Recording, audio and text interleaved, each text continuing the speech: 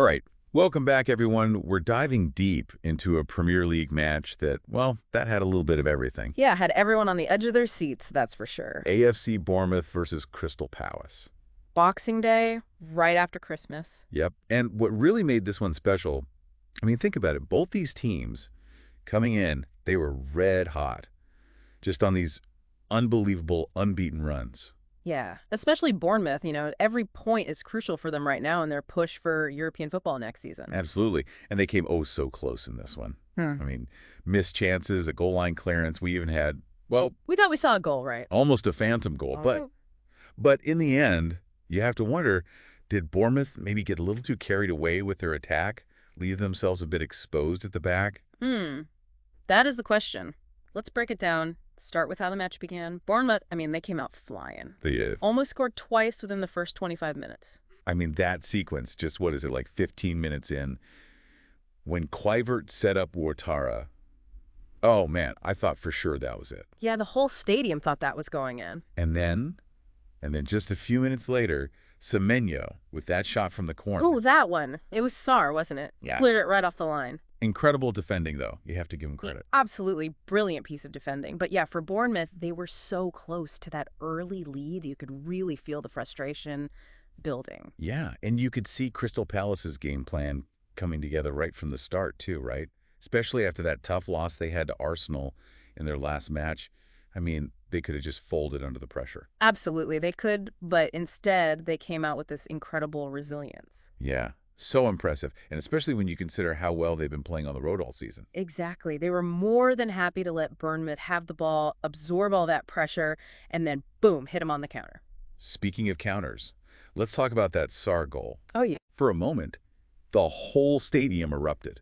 I mean, I thought it was in. You thought it was in. I did. Such a clinical finish. If that stands... Oh, man, that would have been a real dagger for Bournemouth. Huge turning point in the match, definitely. But, the ref clicked the call right in the end, offside. But still, even with that setback, Bournemouth, they just kept coming at Palace. Yeah, especially in that second half.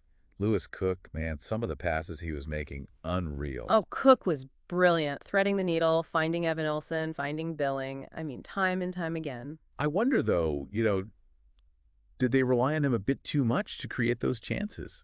I don't know. It felt like they were missing that spark from other areas of the pitch. It's a good point. Palace, they set up so defensively, basically a wall in front of their goal. Yeah. Bournemouth was forced to take a lot of long-range shots. Yeah, you're right. They were really disciplined too, Palace, often double-teaming those dangerous players like Evanilson. Yeah, Chalobah had a great game, just shutting down so many attacks. Early on, though, Bournemouth, they were finding a lot of success out wide, really exploiting those wings, pushing their wide players high up the pitch, getting in behind the defense. At Palace, you got to give them credit. They adjusted. They adapted. Yeah, they did. Yeah. And, their counterattacking approach, which is all about winning the ball back and then transitioning quickly to attack, it almost paid off big time with that Sarr goal. Oh, yeah. Talk about a game changer. It really shows you how quickly things can shift in football on just a single play.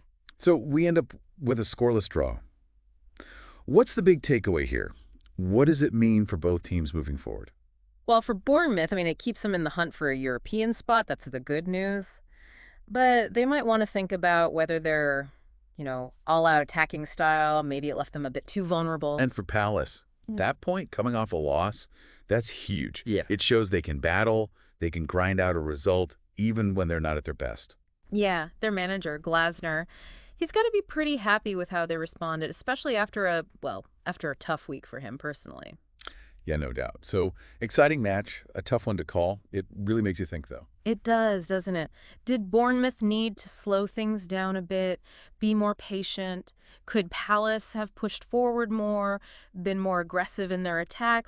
Or was their game plan, sitting back, absorbing pressure, was that the perfect counter to a team like Bournemouth that loves to score goals? Lots to ponder, lots to debate. That's why we love this sport, though, right? There's always something to talk about. Thanks for joining us for another deep dive, and we'll see you next time for more Premier League action. See you then.